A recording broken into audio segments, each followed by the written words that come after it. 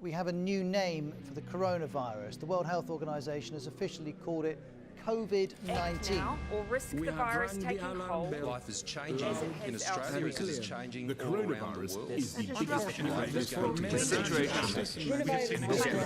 the biggest threat. You must stay at home.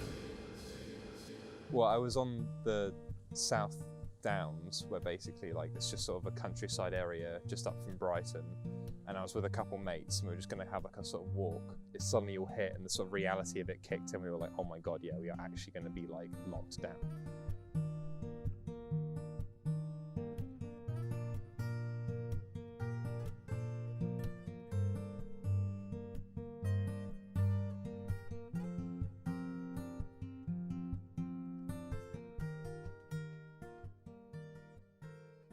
Hi, my name's Alistair. I study at Bristol and I'm an animator. Animation is just a completely limitless medium. It's an art form basically, and it has just completely unlimited possibilities. You can make anything, you can tell any story in any time, in any sort of fantasy setting. It can be completely just the limit is your complete imagination. So I just think it's the most versatile, malleable kind of storytelling method.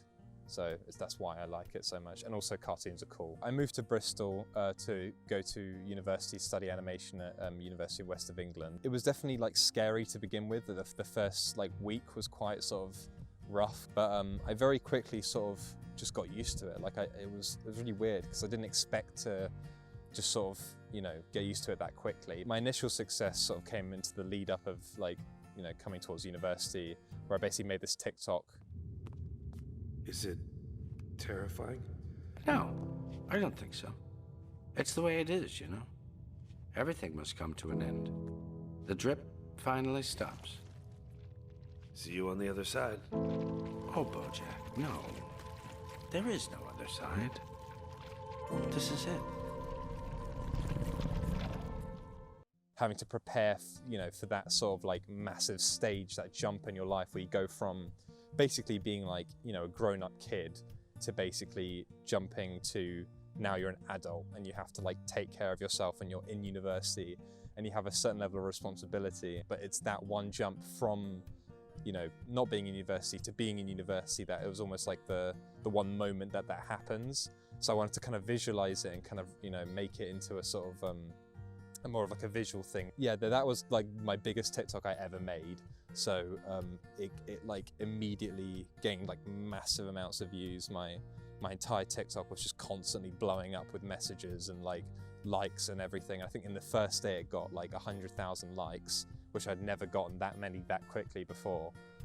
So that was my first ever massive TikTok. I released this video. It was basically this concept idea for an animated series called Hugo's Mind Palace. That basically just explained the premise, the synopsis and the characters. And that basically spiraled on into creating an entire sort of fan base. And that already spiraled into people making fan art, people making content for it, people wanting to help. So I made a Discord for Hugo's Mind Palace, where basically I would open up auditions, have places people could share fan art, and have places where people could sort of share their art. Then we'll begin. Welcome to Hugo's Mind Palace.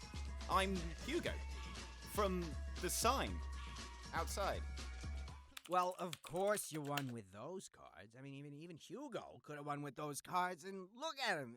Welcome to Hugo's Mind Palace. If I have to deal with one more maskless customer today, I will open an interdimensional portal into the hypothetical pits of hell and throw myself in. By that point, I was already sort of dedicated to creating an actual animated pilot for it. It's the biggest thing I've ever done, the most ambitious project I've ever had, but gonna try my best with it, see where it goes. I think what the lockdown has sort of taught me is that you don't have to live life on such a sort of rigid, sort of set sort of path, and things don't always go as planned.